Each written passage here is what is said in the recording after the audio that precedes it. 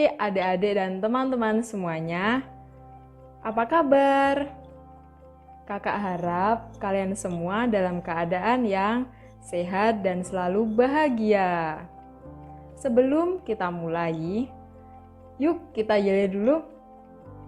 Desa Binaan 2020, satu rasa, aksi nyata, bangun bangsa.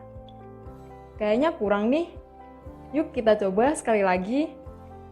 Desa Binaan 2020, satu rasa, aksi nyata, bangun bangsa. Yeay! Oh iya teman-teman dan adik-adik semuanya, di sini kakak akan menjelaskan tentang keberagaman budaya yang ada di Indonesia. Yuk kita simak di video selanjutnya. Keragaman suku bangsa dan budaya di Indonesia. Bangsa Indonesia merupakan bangsa yang majemuk karena terdiri atas suku bangsa, adat istiadat, bahasa daerah, serta agama yang berbeda. Keragaman tersebut terdapat di berbagai wilayah dari Sabang sampai Merauke. Setiap suku bangsa di Indonesia mempunyai kebiasaan hidup yang berbeda-beda. Keragaman suku bangsa di Indonesia, contohnya suku bangsa Sunda adalah orang-orang yang tinggal di Jawa Barat. Mereka memiliki bahasa dan adat istiadat Sunda. Dan berikut ini adalah contoh keanekaragaman suku bangsa di Indonesia. Keanekaragaman budaya di Indonesia. Negara Indonesia kaya akan keanekaragaman budaya daerah. Kebudayaan masing-masing daerah mempunyai ciri khas yang membedakan daerah satu dengan yang lainnya. Perbedaan budaya dapat memperkaya kebudayaan nasional. Selain budaya asli Indonesia, ada pula budaya asing, yaitu kebudayaan yang berasal dari negara lain. Masuknya budaya asing, baik melalui pergaulan ataupun perkembangan teknologi, harus kita pelajari dengan cermat. Keragaman budaya di Indonesia tercermin dari berbagai bahasa daerah, kesenian, dan yang lainnya. Yang pertama, bahasa daerah. Contohnya, ada bahasa Sunda, bahasa Betawi, bahasa Jawa, bahasa Banjar, bahasa Madura, bahasa Bali, dan sebagainya. Yang kedua, rumah adat. Contohnya, rumah adat Joglo di Jawa dan Hanoi di Papua. Yang ketiga adalah pakaian adat. Contohnya, ada pakaian adat ruas dari Sumatera Utara dan pakaian adat Betawi dari Jakarta.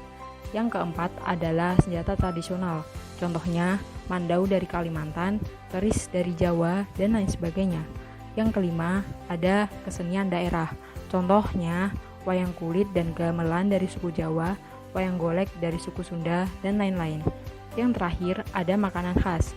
Contohnya, peyem dan oncom dari Bandung, gudeg dari Yogyakarta, dan lain-lain. Keragaman suku bangsa dan kebudayaan merupakan kekayaan bangsa Indonesia. Kita harus bangga sebagai bangsa Indonesia dan harus saling menghargai satu sama lain. Hai adik-adik dan teman-teman semuanya, gimana nih? Apakah kalian sudah paham dengan penjelasan kakak di video sebelumnya? Nah, pinter banget. Berarti kalian semua sudah paham nih, apa itu keragaman budaya yang ada di Indonesia. Cukup sekian video dari kakak. Sampai jumpa di lain kesempatan. Oh iya nih, sebelum kakak pamit, yuk kita yel-yel sekali lagi. Desa Binaan 2020, satu rasa, aksi nyata, bangun bangsa. Terima kasih teman-teman semuanya. Sampai jumpa.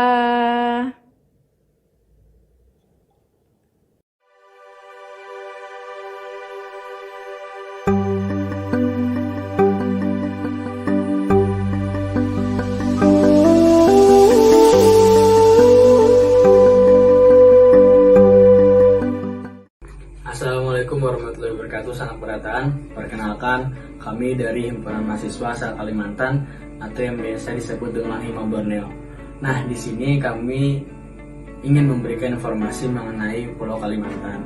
Mungkin teman-teman masih ada yang asing ketika mendengar Pulau Kalimantan yang identik dengan hutan, sungai, orangutan, atau bahkan hutan. Padahal masih banyak loh seluk-beluknya seperti bagaimana awal terbentuknya Pulau Kalimantan sampai membelah menjadi 5 provinsi, serta budaya apa saja sih yang ada di Pulau Kalimantan, dan pastinya setiap provinsi memiliki makanan khas daerahnya masing-masing.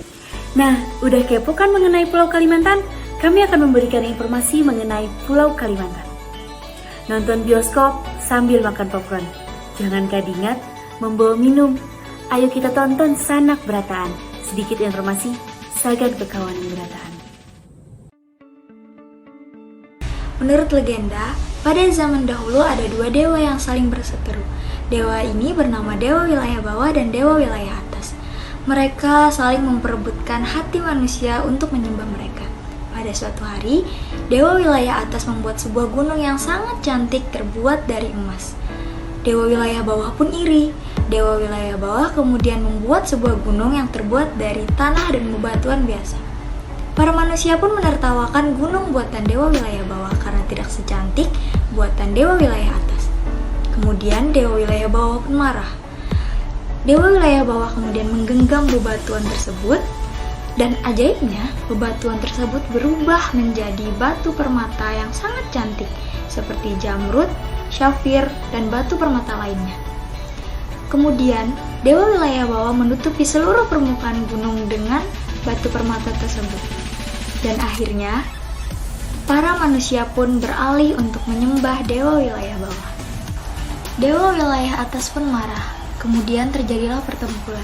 Dan dalam pertempuran ini menyebabkan kedua gunung tersebut meledak dan mengeluarkan lava yang mengalir ke laut, dan pada akhirnya terbentuklah pulau, yaitu Pulau Kalimantan. Pulau Kalimantan menurut sejarah. Pada sekitar tahun 400 Masehi, di Pulau Kalimantan ini ditemukan peninggalan kerajaan Kuta, yaitu Prasasti Yupa.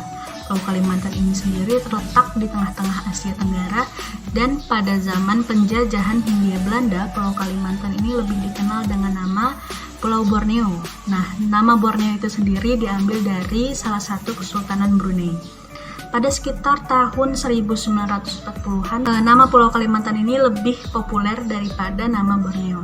Lalu pada tanggal 17 Agustus 1945, pada saat Indonesia memproklamasikan kemerdekaannya, Pulau Kalimantan ini menjadi salah satu provinsi di Republik Indonesia.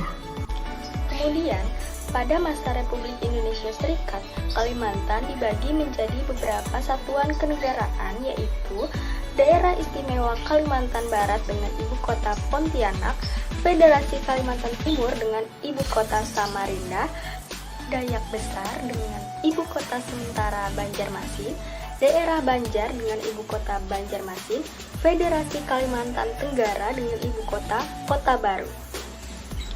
Pembentukan kembali Provinsi Kalimantan tanggal 14 Agustus 1950 sesudah dibubarkannya RIS diperingati sebagai Hari Jadi Provinsi Kalimantan Selatan. Hingga pada tahun 1956 sampai 1957, Kalimantan dibagi menjadi 4 provinsi, yaitu Kalimantan Selatan, Kalimantan Barat, Kalimantan Timur, dan Kalimantan Tengah. Dan pada tahun 2012 lalu, disahkan sebuah provinsi baru di Pulau Kalimantan, yaitu Provinsi Kalimantan Utara. Nah, kali ini aku bakalan ngasih tahu kepada teman-teman semua ada 5 provinsi yang ada di Pulau Kalimantan. Yang pertama, ada Kalimantan Selatan, provinsinya Banjarmasin. Yang kedua, ada Kalimantan Timur, provinsinya Samarinda. Ketiga, ada Kalimantan Tengah, provinsinya Palangkaraya. Yang keempat, ada Kalimantan Barat, provinsinya Pontianak. Dan yang terakhir yaitu ada Kalimantan Utara, provinsinya Kota Tanjung. Nah, buat teman-teman yang udah tahu, jangan lupa untuk selalu ingat berapa provinsi yang ada di Pulau Kalimantan, yaitu ada 5 dan disertai kotanya.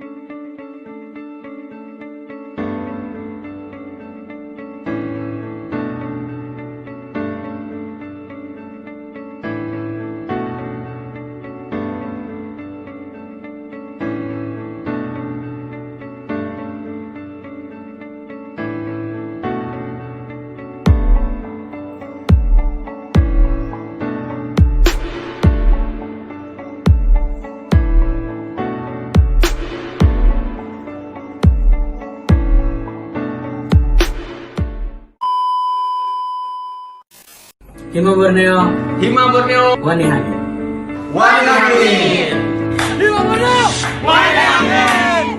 Desa Binaan 2020, satu rasa, aksi nyata, bangun bangsa.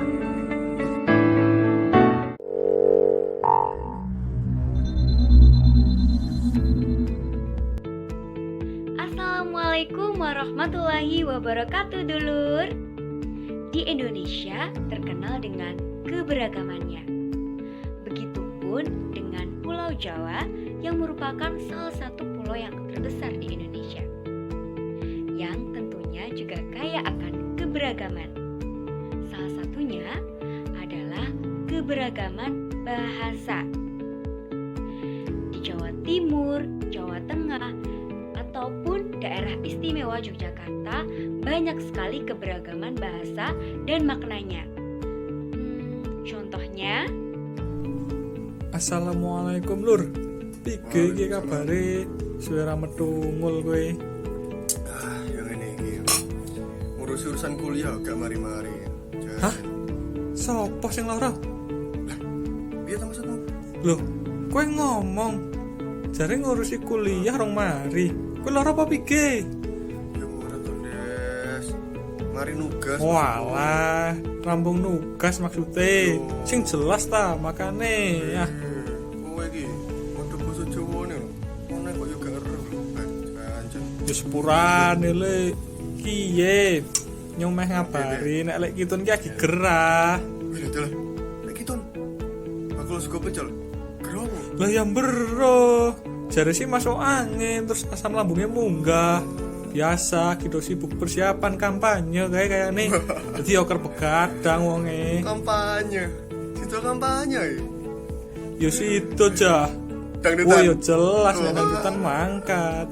Sus. Coba ono bahaya. Wedi ono tukang bakso bawa walkie-talkie. Yang satu ganti. Oh, hati-hati timbang kena kowe mengko. Ayo. Suara boy. Oh, tuh. Oh iya. Loh, Ki, jane sida ngomong elek kiton ora? Piye? Adewe meh niliki kapan? Piye to? Wong gering kok mbok tiliki. Lah iya, mbok kudu tiliki. Bentuk solidaritas ki jenenge. Kita sebagai mahasiswa Poltekkes harus berjiwa sosial tinggi, Lur. Iso dimulai saka hal-hal cilik kaya ngono kuwi, niliki contone. Sip, apik. Tapi cangkemmu enggak pantas ngomongin ngono iki. Piye mau maksudmu niliki piye? Nyicipi. Loh, apa piye? Cuk. Nilai iku artinya menjenguk. Wah, ancen brengos mung nang pinggir ya otak kita di nang pinggir. Wis sampe kapan iki? Jangkrik. Tiba itu aku. Ya wes, sesuk piye? Sesuk ora ono kuliah aku. Alah, kuliah turu wae kok bingung. Lambene mahasiswa berprestasi iki. Amin wae lah. Wis, isuk ya. Awas nganti nek ngapusi. Yo. Sesuk ya, tak enteni matimu. Loh, lambi pancen. Tanteni tekamu maksudnya. Wow, wedhus pancen.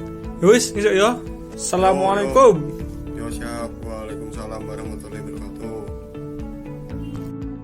keberagaman yang kedua adalah makanan. Di Indonesia sendiri kaya akan keberagaman makanan di setiap daerah-daerahnya, terkhusus daerah Jawa. Di Jawa Timur, Jawa Tengah, dan juga Yogyakarta mempunyai kekhasan dan keberagaman makanan tersendiri. Contohnya, di Jawa Timur terkenal dengan sego pecelnya atau nasi pecel. Di Jawa Tengah terkenal dengan makanan sego gandul atau nasi gandulnya. Dan di Yogyakarta terkenal dengan yang namanya nasi gudeg.